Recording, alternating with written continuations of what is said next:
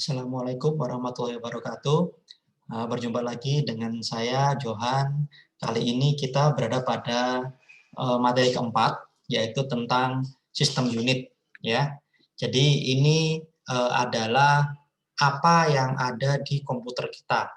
Ya, baik. Materi kali ini cukup banyak yang perlu kita pelajari ya. Nah, itu apa itu sistem unit, nanti kita akan mengenal dengan motherboard, prosesor, memori, dan seterusnya.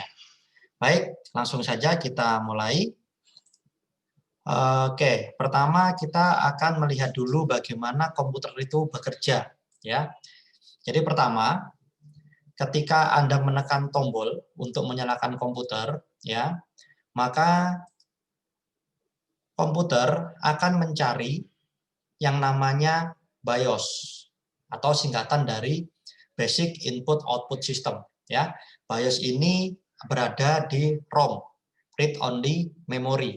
Ya, jadi ada program yang ditanamkan khusus di dalam komputer kita, gunanya untuk mendeteksi perangkat yang ada di komputer kita.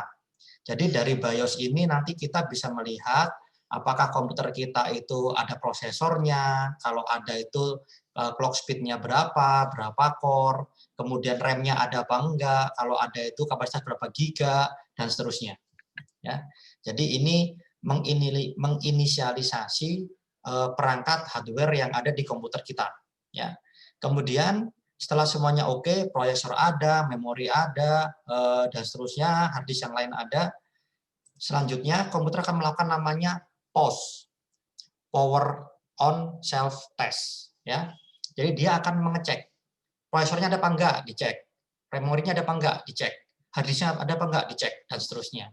Ya, nah kemudian setelah proses POS itu selesai, ya, komputer akan mengarah ke first boot device. Ya, first boot device itu disetting di BIOS-nya. Ya, jadi biasanya di sana ada kita arahkan ke hard disk untuk first boot device-nya. Ya, oke. Kemudian dia akan menjalankan sistem operasi yang ada di hard disk kita. Jadi seperti itu prosesnya. Ya, jadi komputer dinyalakan, dia akan memanggil BIOS. Kalau BIOS-nya oke, dia akan melakukan POS. Kalau BIOS-nya nggak oke, misalnya RAM-nya nggak ada, maka dia akan bunyi. Ya, ada bunyi itu ada kodenya. Ya, RAM nggak ada, apa namanya, VGA nggak ada, itu dia bunyinya berbeda-beda. Oke, kemudian, nah dari sistem operasi tadi yang ada pada SSD atau hard disk, ya nanti kita akan pelajari di materi berikutnya, itu kemudian akan dipindahkan ke RAM. Ya, kenapa kok dipindahkan ke RAM? Alasannya karena akses data di RAM ini jauh lebih cepat daripada di hard disk maupun di SSD. Nah, kenapa kok bisa lebih cepat? Karena kalau kita menggunakan hard disk itu masih ada mekaniknya. Nanti kita akan pelajari lebih detail pada materi berikutnya. Sedangkan kalau menggunakan RAM, datanya itu semuanya full elektrik. Ya, full elektrik. Gitu. Begitupun dengan SSD. Meskipun sudah jauh lebih cepat daripada hard disk, namun tetap saja dia masih menggunakan port. Nah, di sini ada port SATA. Kalau RAM, dia posisinya ada di motherboard langsung. Jadi masih lebih cepat RAM. Oke. Kemudian setelah data-datanya dipindah ke RAM, maka selanjutnya dari RAM akan dipindahkan ke prosesor melalui case, ya. Ada L1, L2 sampai L3, ya. Layer 1, layer 2 sampai layer 3. Nah, ini gunanya sebenarnya dia jalan, dia bus untuk menuju ke prosesor. Cuman dia juga bisa menyimpan data sementara. Gitu prosesnya. Ya, jadi tadi kita ulangi lagi, komputer nyala, dia melakukan cek di BIOS, kemudian dia melakukan POS. Kalau ada semua, dia akan load sistem operasi. Sistem operasinya ada di hard disk, kemudian dari hard disk dipindahkan ke RAM, kemudian dari RAM dia akan diproses ke CPU melalui case. Oke, kurang lebih seperti itu prosesnya ya. Jadi cukup panjang. Nah, nanti Anda akan melihat bagaimana ketika misalnya RAM-nya nggak cukup. Nah, apa yang terjadi? Nah, kenapa komputer saya lemot? lambat. Nah, dari sini nanti Anda bisa mengetahui jawabannya. Oke, sekarang kita bahas lebih umum dulu tentang sistem unit. Ya, itu pada umumnya kalau CPU itu ada namanya case atau kita sebut dengan casing biasanya. Ya, case itu adalah tempatnya, bungkusnya, di mana semua perangkat yang ada di dalamnya itu akan dapat saling bekerja sama, ya, baik itu PC, komputer atau laptop, ya, semua ada casingnya. Kemudian, nah, computer contains many electric, electronic, and mechanical computer known as hardware. Jadi hardware itu adalah perangkat keras yang digunakan di komputer, ya, fisik, dia bentuknya fisik. Ya, nanti kita akan mengenal dengan software, ya. Oke, ada apa saja? Ada input device. Fungsinya untuk memasukkan data dan instruksi. Ada lagi output untuk menampilkan hasilnya. Kemudian sistem unit. Nah, yang tadi yang kita bahas sekarang ini, ya. Case that contain electronic components. Oke, kemudian kita nanti akan membahas tentang storage device. Ada apa saja di sana? Perangkat-perangkat yang kita gunakan untuk menyimpan data. Dan terakhir, communication device untuk mengirim dan menerima data. Oke, ya. Kita lanjutkan lagi. Nah, ini ada namanya motherboard, ada yang menyebutnya juga mainboard, ya. Itu adalah komponen utama dari sebuah sistem komputer, di mana semua perangkat tadi yang tadi kita sebutkan hardware tadi akan terhubung ke sini, ya. Misalnya ini CPU akan diletakkan di sini. Kemudian RAM akan diletakkan di sini. Nanti kita punya display, adapter VGA diletakkan di sini. LAN card di sini, USB di sini, sound card di sini. Jadi ini tempat untuk meletakkan semua hardware yang digunakan di sistem komputer kita nanti. Oke. Kemudian ada lagi namanya prosesor, ya. Prosesor itu sebenarnya ada beberapa bagian di dalamnya, ya. Jadi sebenarnya prosesnya itu ada di sini, namanya arithmetic logic unit, ya. Jadi data dari input device, dari hard disk ataupun dari perintah kita, ya, itu akan diproses. Pertama akan masuk ke control unit dulu, dikirim ke register, dikirim ke arithmetic logic unit. Setelah itu dikembalikan lagi ke register, kembalikan control unit, bisa disimpan ke secondary storage, flash disk misalnya, hard disk misalnya, atau dicetak output device. Jadi prosesor seperti itu cara kerjanya. Nah, prosesor itu dia satuannya adalah hertz. Hertz itu sering disebut dengan satu clock. Satu clock itu satu kali naik ini dan satu kali turun. Satu periode ya. Satu kali turun dan satu kali naik. Nah, ini namanya satu clock. Nah, satu clock ini disebut dengan 1 hertz. Nah, kecepatan prosesor sekarang itu diukur menggunakan hertz, yaitu jumlah cycles ini berapa kali naik, berapa kali turun dalam 1 detik. Ya, contoh, ini ada 6 hertz, maka dia ada 6 kali turun, 1, 2, 3, 4, 5, 6, dan 6 kali naik, 1, 2, 3, 4, 5, 6, dalam 1 detik. 12 Hz, berarti ada 12 kali naik dan 12 kali turun. 25 Hz, ada 25 kali naik, 25 kali turun, dan seterusnya. Nah, naik turun tadi itu untuk apa gunanya? Untuk melakukan proses data. Ya, jadi data diproses itu ketika cycles-nya dia naik dan turun. Seperti itu. Jadi ada satu perintah, itu akan diproses ketika ada cycles, periodenya ini, 1 kali naik dan 1 kali turun, ya. Nah, prosesor sekarang itu kecepatan sudah gigahertz, ya. Gigahertz itu berarti 1 juta hertz.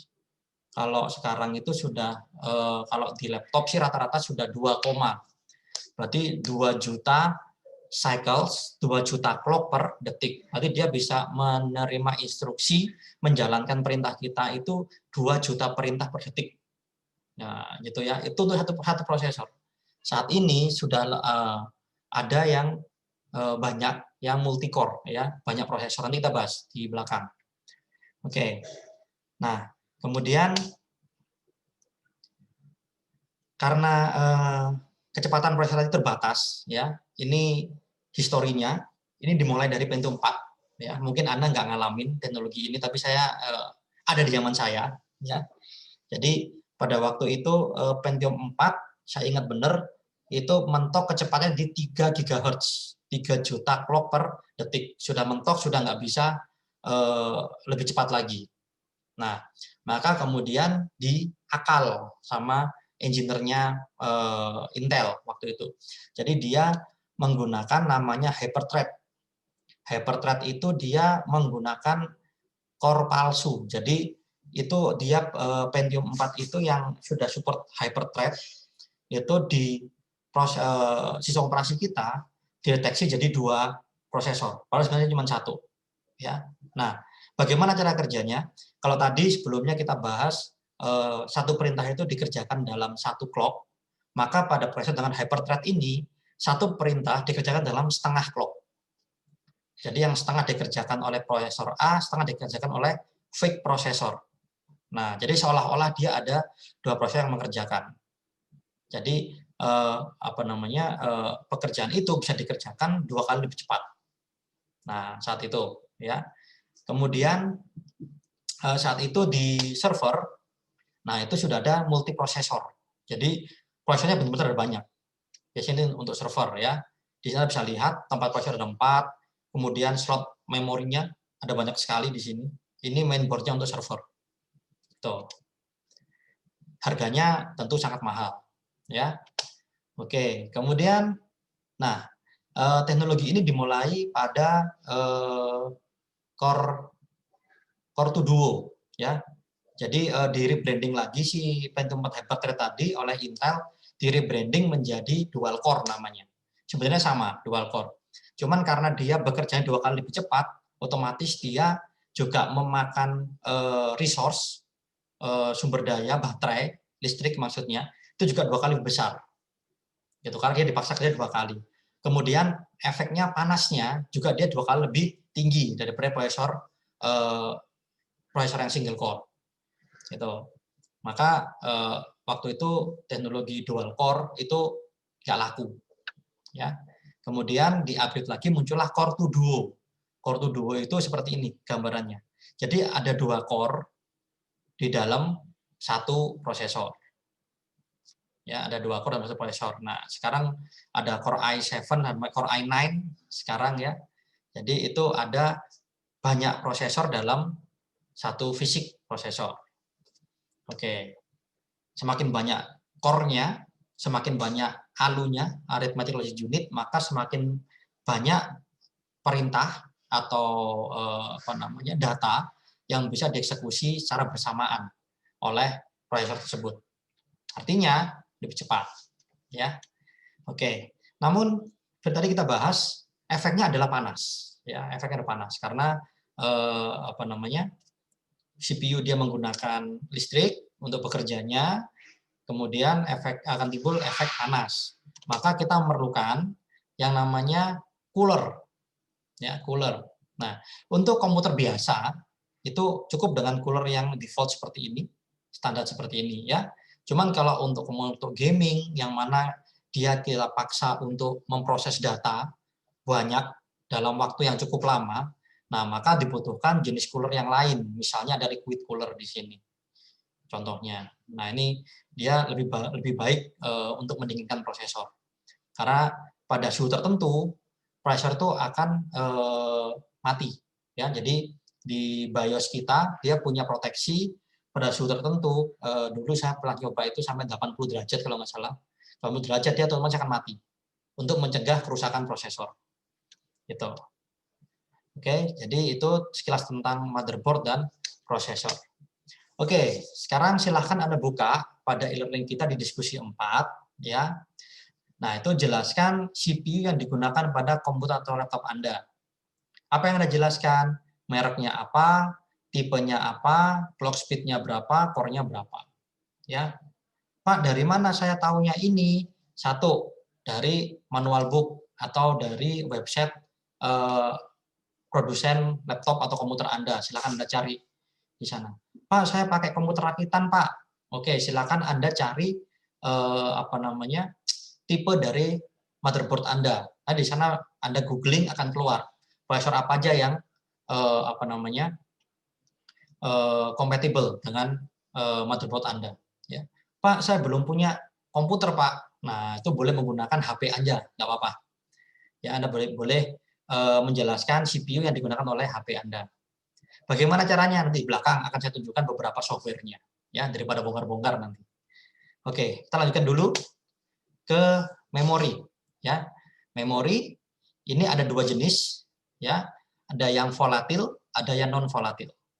Volatil itu artinya data akan hilang ketika asupan listriknya juga dihentikan. Gitu ya. Contohnya di sini RAM, random access memory, contohnya, ya. Jadi data di RAM kita ini itu akan hilang ketika listriknya mati.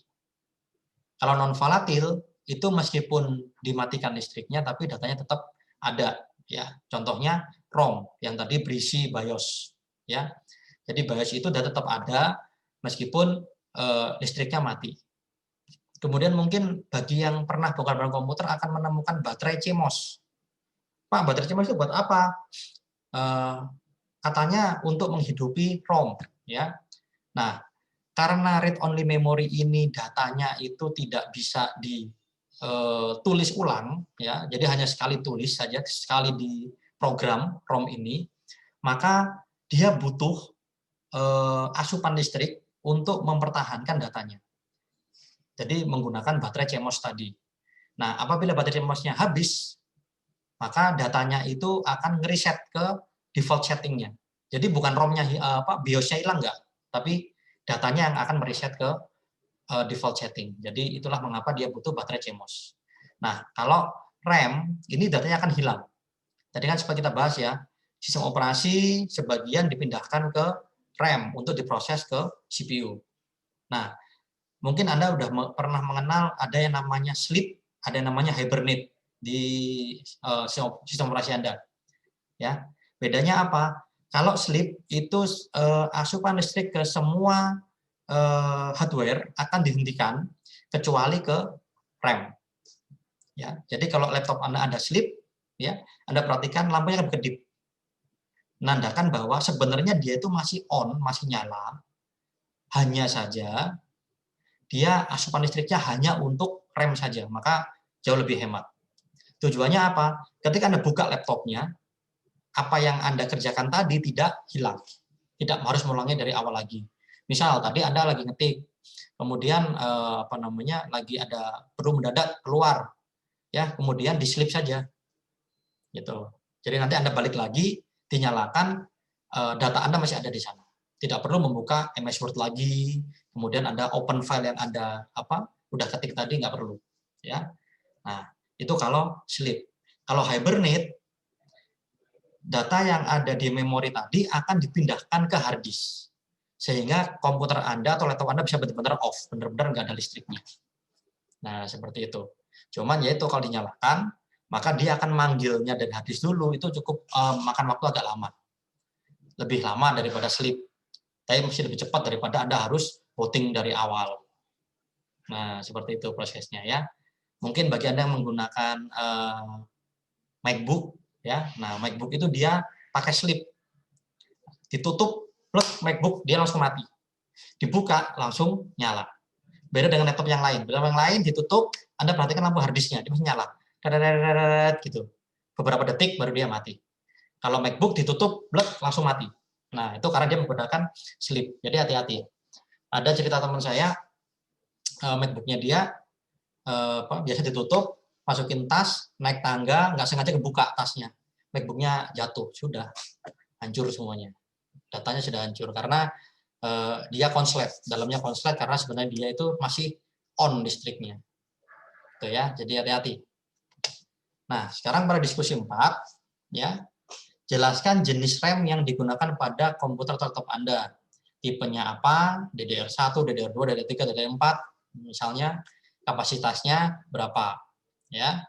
Nah, daripada bongkar-bongkar, Anda bisa memanfaatkan software nih, ya. Ada CPU Z, ada Speci, ada Everest, ada HW Info dan sebagainya. Banyak. Ini semua free. Ini semuanya free, ya. Jadi sama juga dengan Quasar tadi, bisa Anda juga deteksi dari software-software ini. Oke, nah kita lanjutkan ke expansion slot. Ya, tadi waktu kita bahas mainboard, ya, mana mainboard. Nah, nih expansion slot di sini tempatnya.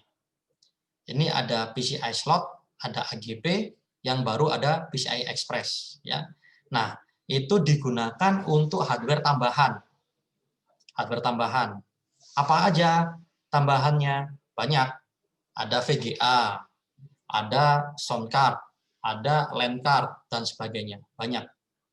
Jadi perangkat ini bisa kita tambahkan di komputer kita, add-on istilahnya. Ya, jadi tidak selalu ada. Yang paling umum adalah VGA, ya, untuk VGA yang gaming. Nah itu biasanya dia pakai PCI Express nanti. Oke, tipenya ada macam-macam. ISA ini udah lama, yang hitam-hitam ini udah jadul, ini zaman saya dulu. Sekarang udah nggak ada yang pakai ISA. PCI masih ada yang putih-putih ini. Kalau AGP itu Advanced Graphic Processor, Advanced Graphic Port, warnanya coklat. Cuma sekarang sudah mulai jarang, digantikan oleh PCI Express. PCI Express ada yang 1 sampai 16. Yang satu itu kecil, yang pendek, hitam pendek gitu ya. Itu PCI Express. Oke, dia semakin ke bawah semakin cepat, transfer rate-nya semakin cepat, semakin tinggi. Ya, jadi VGA yang baru-baru itu dia pakai PCI Express 16. Bahkan si NVMe storage yang baru, teknologi yang baru itu dia pakai PCI Express 16. Karena dia busnya yang paling tinggi, yang paling cepat. Oke, diskusi lagi ya. Setelah itu perangkat yang menggunakan expansion slot, namanya apa, fungsinya apa, expansion slot yang digunakan. Ya, tadi saya ada sebutin beberapa. Ada VGA, ada LAN card, ada sound card, ada banyak. Silakan Anda googling aja.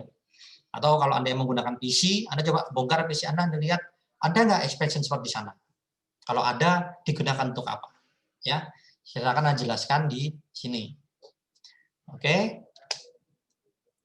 Nah, kemudian port and connector. Jadi port itu adalah colokan, ya, colokan yang ada di komputer Anda. Nah, colokan yang ada di komputer Anda itu bentuknya macam-macam, ya. Jadi saya kasih tahu rahasia ya. Komputer itu didesain untuk nggak bisa terbalik. Ya, jadi kalau Anda bongkar-bongkar komputer itu nggak perlu khawatir, nggak bisa terbalik. Ya, Anda perhatikan ini aja, contohnya ini VGA monitor ya, itu bentuknya yang atas lebih lebar daripada yang bawah. PS2 keyboard, Anda lihat meskipun dia bentuknya lingkaran tapi ada garisnya satu di sini, ya. Nah itu membuat dia nggak bisa terbalik. USB port juga nggak bisa terbalik, meskipun dia bentuknya kotak, tapi nggak bisa dibalik. Gitu. Semuanya di komputer itu nggak bisa terbalik, kecuali Anda paksa untuk dia balik, gitu ya. Jadi nggak usah khawatir kalau Anda nanti harus bongkar komputer, itu tenang aja. Dia akan berada di tempat yang benar. Kalau dia tempatnya nggak benar, nggak bakal bisa nyolok. Nah gitu aja. Ya. Jadi port itu adalah tempatnya, colokannya. Konektor itu adalah yang dicolok. Nah, yang dicolok. Ya, apa sih bahasa colok mencolok? Nah gitu ya. Jadi contohnya nih saya punya headset. Nah, ini namanya konektor. Ya, ini konektor. Portnya ada di sini, speaker. Kalau di komputer ya, di speaker. Oke, ya, contoh. Nah, diskusi 4 lagi. Ya, nama dan fungsi port yang ada di komputer Anda atau laptop Anda. Anda lihat kalau laptop di samping-samping, kalau komputer di belakang, sama di depan beberapa ada. Gitu ya. Silakan ada identifikasi Anda sebutkan, jelaskan dalam bahasa Anda sendiri. Ya, ingat dalam bahasa Anda sendiri ya, dilarang copy paste dari internet. Silakan Anda baca, oh ini ada port HDMI tapi saya nggak tahu fungsinya. Anda pelajari di Google. HDMI adalah bla bla bla bla bla bla. Oh, Anda lihat satu website seperti ini penjelasannya. Anda buka website yang lain penjelasan seperti itu. Anda buka 5-10 website, Anda simpulkan. Oh, ternyata HDMI itu fungsinya untuk ini. Nah, itu maksudnya ya. Dalam bahasa Anda sendiri. boleh melihat ke website, boleh melihat ke buku, boleh melihat ke referensi yang lain, tapi Anda jelaskan dalam bahasa Anda sendiri. Jangan di copy paste mentah-mentah, nanti Anda nggak dapat ilmunya. Oke, komponen terakhir yang sangat penting yaitu power supply. Power supply, ya seperti tadi yang saya sampaikan juga, power supply ini nggak bisa terbalik juga, meskipun dia colokannya ada banyak seperti ini. Anda perhatikan secara detail ini bentuknya nggak semuanya kotak, ya. Nah ini membuatnya nggak bisa terbalik, gitu. Dan ini sudah ada pin out-nya masing-masing, ini sudah ada fungsinya masing-masing, dan ini tidak bisa dan tidak boleh terbalik. Ya. Nah, power supply ini yang seringkali jadi pertimbangan ketika Anda mau membangun sebuah PC. Karena saat ini power supply itu sudah standarnya 500 watt. 500 watt. Jadi kalau rumah Anda listrik di rumah Anda masih ada yang menggunakan 450 watt, ya pasti nggak kuat. Gitu ya. Oke, kalau di laptop namanya adaptor. Seperti ini. Ya. Fungsinya yaitu untuk merubah arus listrik AC, ya, alternate current, menjadi arus listrik DC. Jadi outputnya dari portnya power supply ini adalah DC. Ini ada beberapa pin out-nya. Masing-masing pin ini dia mengeluarkan arus yang berbeda-beda. Nah, seperti itu ya. Adaptor pun juga sama. Dan untuk merubah AC menjadi DC. Karena komputer, laptop, atau perangkat elektronik kita itu menggunakan DC. Ya, bukan menggunakan AC. Oke, nanti DC dan AC Anda pelajari lebih lanjut di mata kuliah elektronika digital. Oke. Terakhir, tugas 4 ya. Nah, ini Anda buat laporan jenis CPU yang Anda gunakan, merek, tipe, clock speed, dan core-nya apa, core-nya berapa maksudnya. Kemudian RAM-nya, tipe, kapasitas ya. Jelaskan dalam bahasa Anda sendiri fungsi dan port yang ada dalam komputer Anda. Oke, jadi sebenarnya ini cuma rangkuman dari diskusi yang sudah Anda lakukan sebelumnya. Tapi ingat, semuanya lakukan dalam bahasa Anda sendiri. Biar nggak bongkar-bongkar, gunakan beberapa software yang tadi sudah saya jelaskan. Atau bagi yang tidak punya komputer, ya sementara Anda bisa menggunakan HP. Ya, sama, pada intinya sama. Oke, apabila ada pertanyaan, silahkan Anda tanyakan di grup kita. Ya, demikian kuliah kita untuk kali ini. Sampai jumpa lagi di kuliah yang lain. Terima kasih, semoga bermanfaat. Wassalamualaikum warahmatullahi wabarakatuh.